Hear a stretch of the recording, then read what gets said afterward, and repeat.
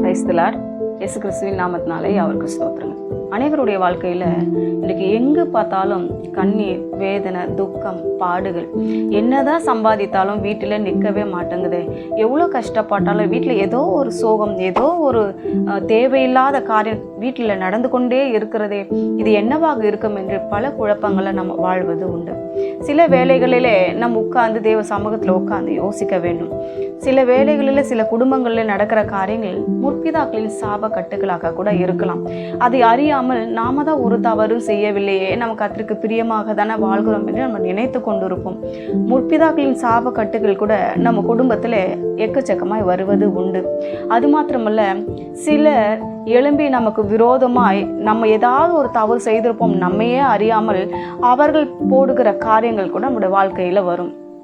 இப்போது வேதத்தில் நம்ம எடுத்துக்கொள்ளும் போது, இந்த எண்ணாகமம் புத்தகங்கள் எல்லாம் எடுத்துக்கொள்ளும் பொழுது, பாலாக், பிலேயாம், இவங்க 2 பேரை பற்றி உங்களுக்கு தெரியும். இஸ்ரவேல் ஜனங்கள் நன்றாக இருக்கிறார்கள், அவங்க அங்கே எப்படியெல்லாம் வாழ்கிறார்கள் என்று அவங்க என்ன பண்ணுறாங்க, அந்த பாலாக்கும் பிலேயாமும் தேவனுடைய பிள்ளைகளை, இஸ்ரவேல் சந்ததியாரை சபிக்கும்படி அவங்க அதை பிரியப்பட்டு வருகிறார்கள். ஆனால் அந்த இருவருமே கடைசியில் தெரிந்து கொள்ளுகிற ஒரு காரியம், கர்த்தர் அவங்கள ஆசீர்வதிக்கிறாரு, அவங்க கூட இருக்கிறாரு, அவங்கள நம்ம சபிக்க முடியாது. அவங்க கண்டது என்ன, இஸ்ரவேலை ஆசீர்வதிப்பதே கர்த்தருக்கு பிரியம் என்று அவர்கள் கண்டு கொண்ட போது அவங்க சபிக்கிறத விட்டுட்டு அவங்க வேலையை பார்த்துக்கிட்டு அவங்க போனாங்க. தேவ பிள்ளைகளை, இன்னைக்கு அநேகம் பேர் உங்களுக்கு விரோதமாக எழும்பி சபிக்கிறதுக்கு வரலாம்.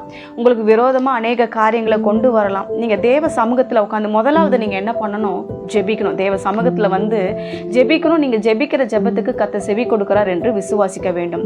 2வது, நீங்கள் எப்போதுமே உண்மை உள்ளவர்களாக இருக்க வேண்டும். மோசேயின் வீட்டில் எங்கும் உண்மை உள்ளவனாக இருந்தான். ஆகினால் நீங்கள் எப்போதும் உண்மை உள்ளவர்களாக இருக்க வேண்டும். 3வது, நீங்கள் கர்த்தரோடு இருக்க வேண்டும். கர்த்தரோடு இருக்கும் பொழுது கர்த்தர் நம் பட்சத்தில் இருந்தால் நமக்கு விரோதமாய் நிற்பவன் யார்? கர்த்தர் நம்மோடு கூட இருந்தால் எப்படிப்பட்ட முற்பிதாக்களுடைய சாப கட்டுகளாக இருந்தாலும் அதை முறித்து போட தேவன் வல்லவராக இருக்கிறார். பயப்படாதிருங்கள். அநேக சாபங்கள் சூழ்ந்திருக்கிறது போல் நீங்கள் உணர்கிறீர்களா? தேவனுடைய கரத்தில் பாருங்கள், கர்த்தர் எல்லாவற்றையும் முறித்து போட வல்லவராக இருக்கிறார். செபிக்கலாமா? நல்ல தகப்பனே, இந்த வேலைக்காய் ஸ்தோத்திரம். இந்த நாளை இந்த தேவனுடைய கரத்தில் ஒப்பு கொடுக்கிறேன். எத்தனையோ பிள்ளைகளுடைய குடும்பங்களில் இப்படிப்பட்டதான சாப கட்டுகளினால் சிக்கி தவிக்கிறார்கள்.